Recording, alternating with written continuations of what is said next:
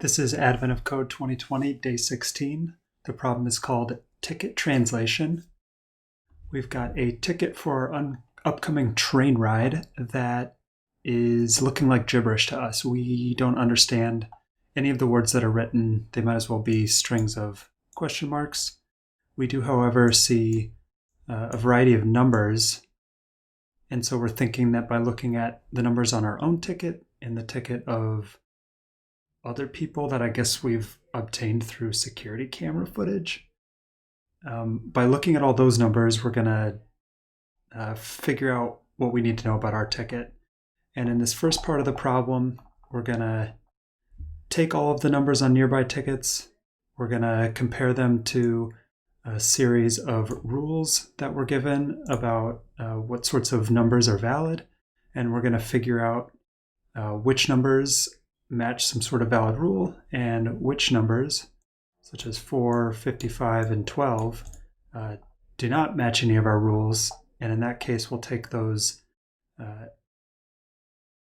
numbers that are sort of error values and we'll add them up to get our ticket scanning error rate, which in the case of this small example is 71. So a rule like class means that we can have number 1, 2, or 3, or 5, 6, or 7, but not 4, not anything greater or less than those values. Or a number could match the row, which is 6 through 11, or 33 through 44, or seat, same sort of thing. So yeah, let's take a quick peek at our puzzle input to get a better idea about what we're dealing with. So it looks like, yeah, it's always ors. That was something I was interested about. I don't know if the name of the rule is, at least in this part, necessarily important. We just need to figure out these ranges and know kind of that each of these is their own rules that we can then apply to these different numbers to see if we're coming up with any that aren't valid. I think the way this first part works is that I could take a number like 910 and I could just keep checking until, oh, let's say I've found maybe right here would work. Okay, well then I jump to 308 and I go along, or maybe like 919 rather, and I go along and it could still match the same, which one did I just select? Yeah, it could still match the same one and be considered valid. So I think even though probably one rule would match seed and another, or one number would match one rule and another number would match a different rule, I think in the case of part 1, we can sort of duplicate the use of rules for a given string of numbers for a ticket. That's at least the assumption I'm going to start with, and we'll find out if that's wrong. So I'm going to Control A and copy all of this and jump over to the terminal, and we'll pop open part1.rb, and we will also create input.txt, which is where I'm going to put all of this. Awesome. I guess the other thing I'd like to do is grab this, and maybe we can work with the sample input first to work towards an answer of 71. Make sure we feel good about our solution, and then try the whole input against our solution. So we'll call this sample.txt and paste that in. So I'm going to jump back over to part 1. And first things first is we'll read in the file. And we're going to start with sample. And yeah, how are we going to parse this apart? I guess we need to sort of get a series of rules, and there's a line break. Then there's our ticket, which for this first part we're ignoring. And then we've got nearby tickets after that.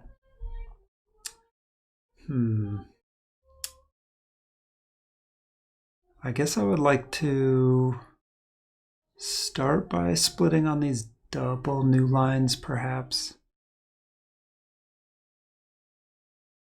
Yeah, that might be...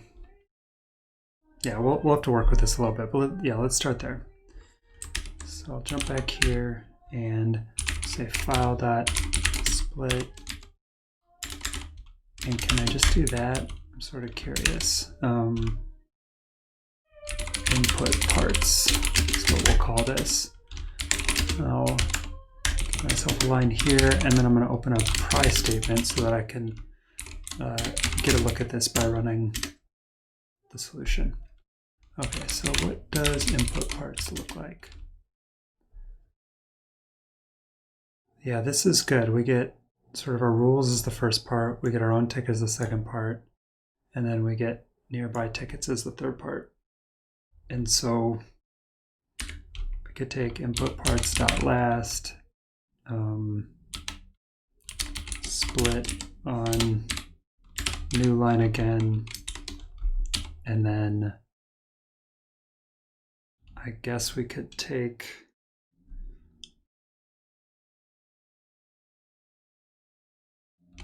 I don't know, I'm thinking yes. So we'd have that, and then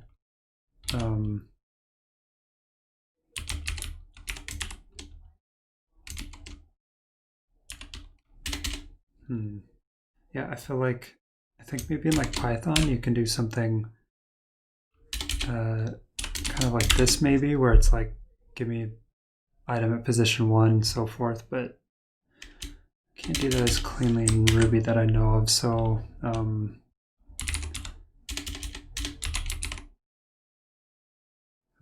nearby tickets.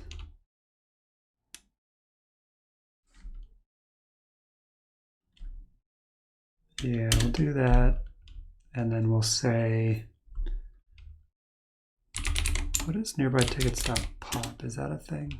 No, that pops off the last thing. Okay, so we kind of just screwed up our list there.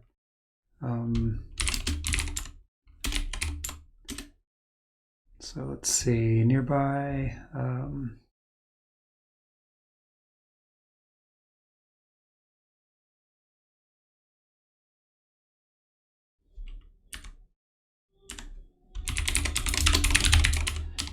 That take, yeah, not quite. Pop, prepend, shift maybe? Is there a shift? S, shift, yeah, let's see. Nearby tickets dot shift, and then what is nearby tickets now? Okay, cool, maybe we'll use that. So we're able to split apart the nearby tickets like that, grabbing the input parts, and then we can shift it. Oh, I know, maybe we could do tap, shift.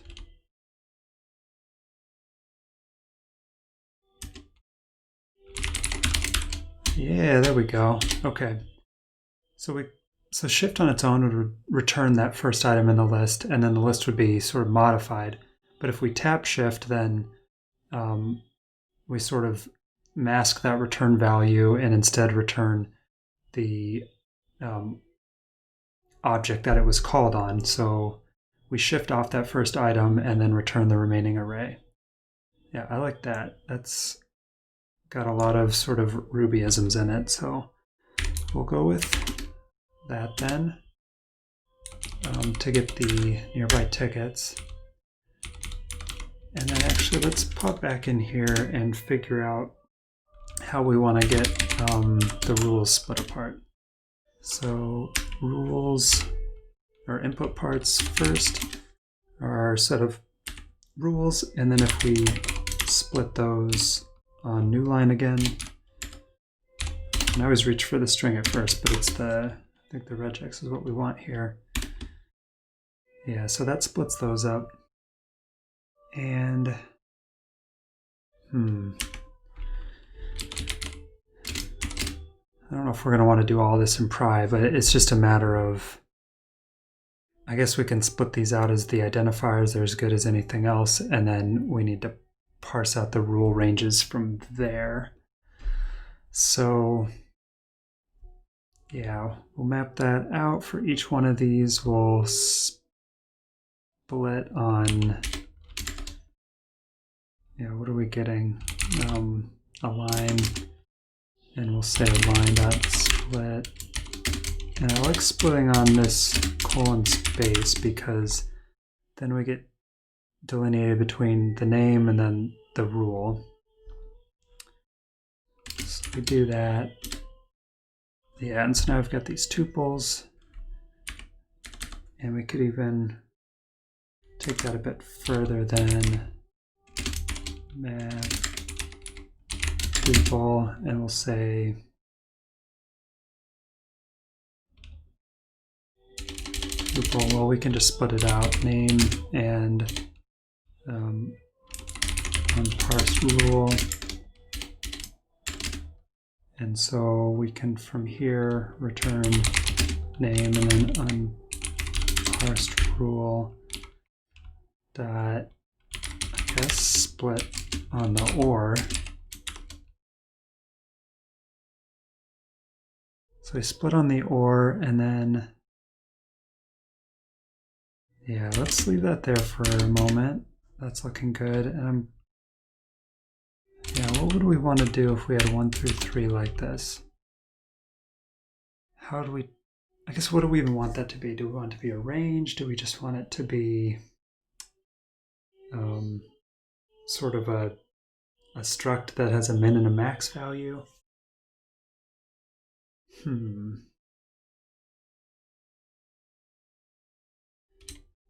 Yeah, can we jump over here, Ruby check for inclusion in range.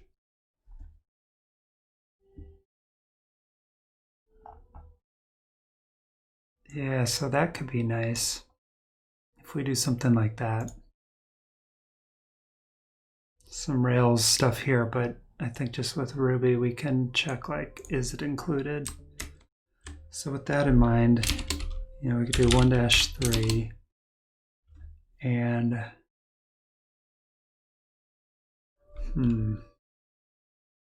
yeah, I guess we're getting into, I don't want to like meta program this. Like, I think to actually like construct a range from, or no, never mind. I'm overthinking this. So we could split on the dash. That's great. And then we can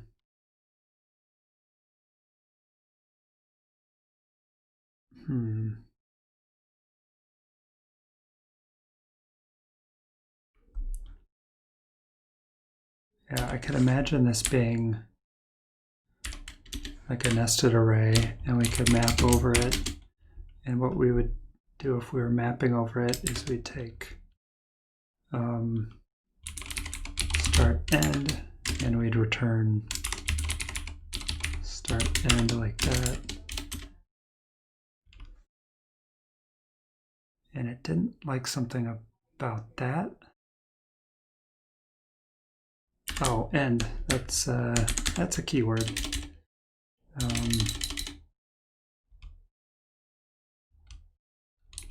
Yeah, let's go with min max. I think I was like, I've got another word for this. Min max.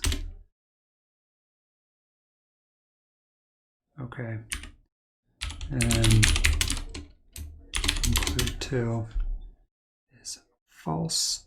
Oh, so that's a range of strings. It would include 2 though? No? Okay. So that's not quite there. What we want are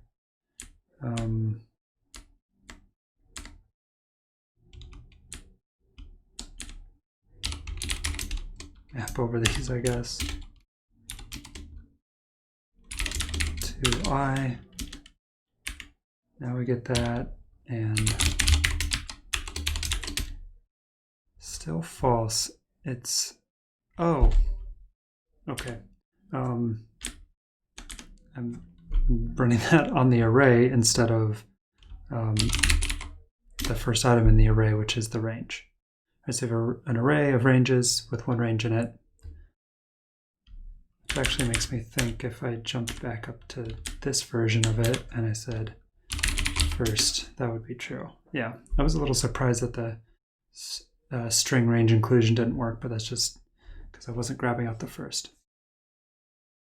Okay, so with all of that in mind, what if we jump back up to here? And so we have our unparsed rules.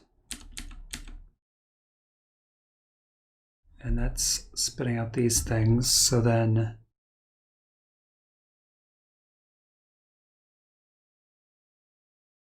yeah, what if we map over these and we split them out? So we get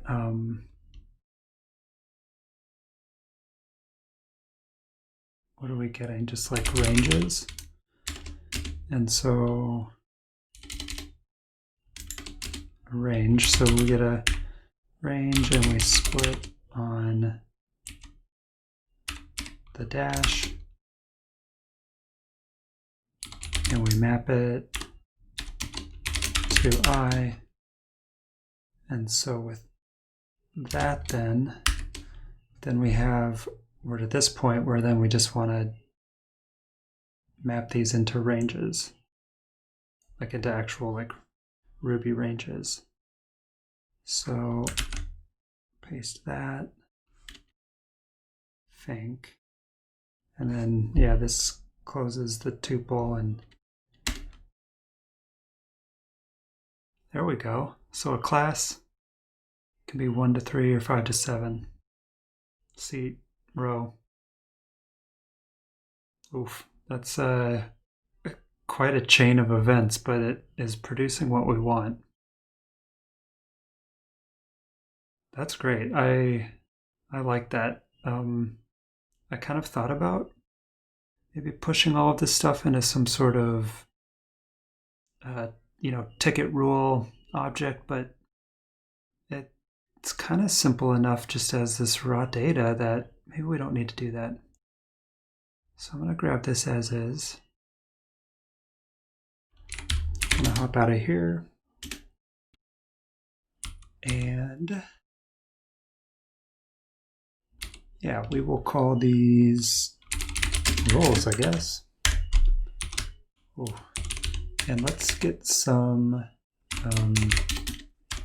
new lines going so we can read some of this.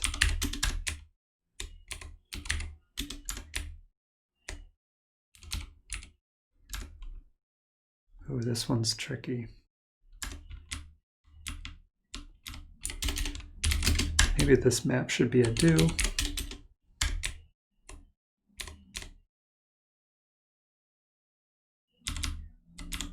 Oh my. Yeah, I'm glad we're walking through this like this because it's gonna make it a lot more manageable.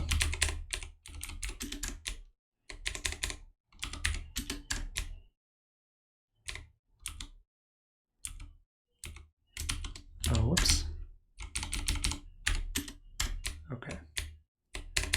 Then we've got our closing there, and then this is an end. And that is how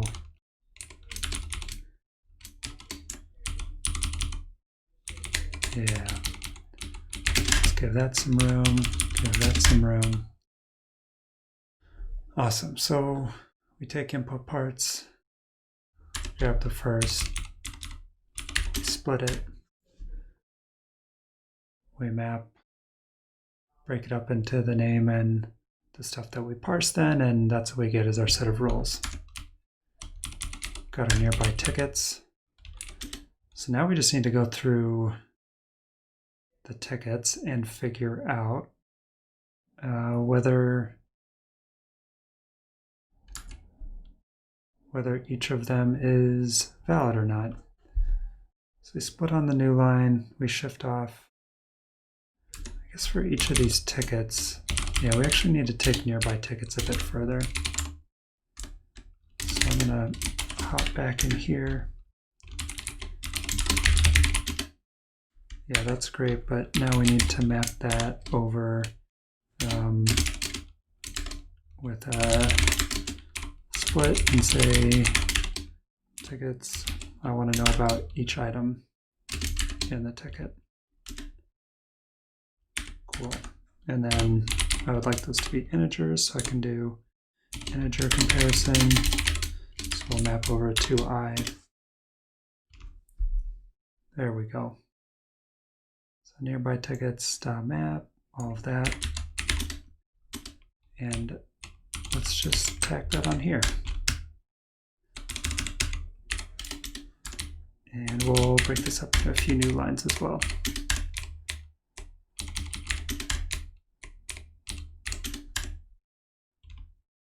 Awesome. So now I feel good about parsing over the nearby tickets, or iterating over them rather. So we will,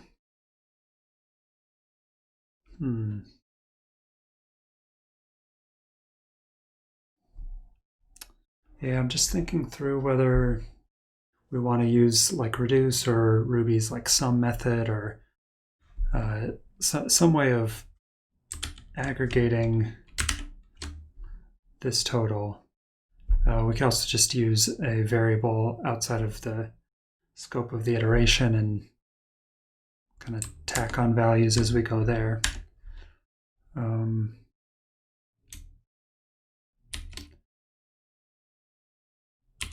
Yeah, let's start with the sum. Sum starting at 0. And we will take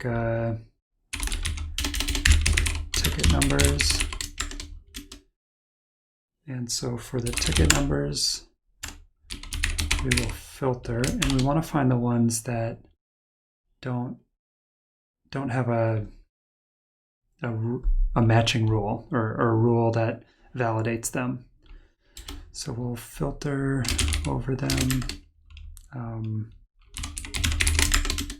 Number, and yeah, let's see, rules dot any, I think is something we can call. So we'll say, does any rule, none. No, we want to say none. Are there no rules? Am I getting that right? RI? Yeah, none.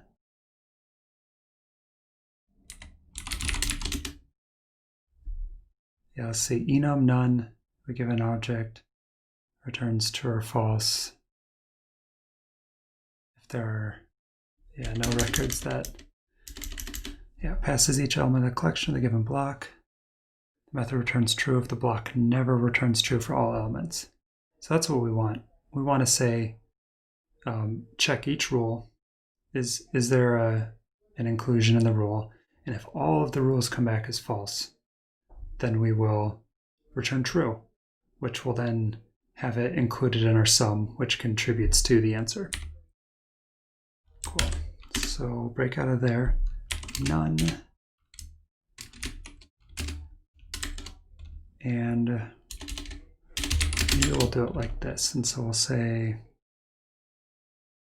rules, you get a name, and ranges, I guess, is what comes out of each rule. And so for the ranges,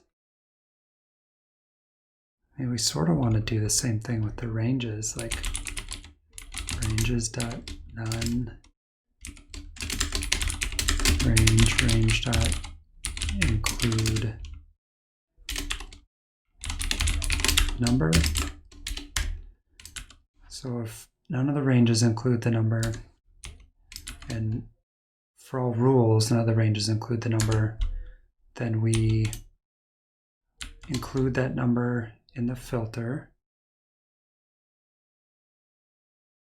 Okay. At which point we sum it up, and then those all get summed together with this. I like how it sounds out loud. Let's give give it a run and see how we do.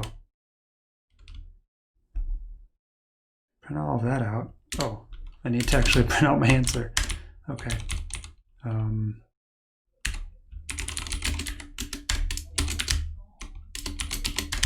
So instead of printing out the input parts, let's print out the result and hope that that is 71.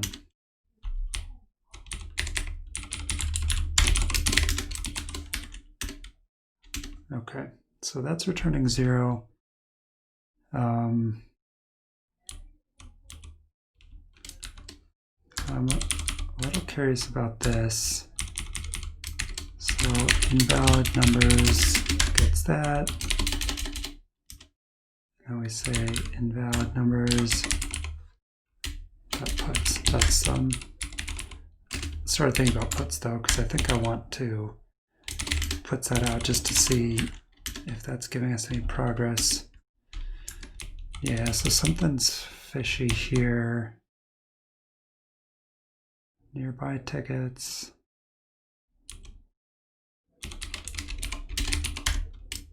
We're only having 3 tickets that we're looking at, so I'm curious to pry in here and see what we're dealing with. Ticket numbers, that's right. Rules, looks good. So ticket numbers, filter. Yeah, I mean, give me any ticket numbers that don't pass any of the rules, right? Rules.none, ranges.none.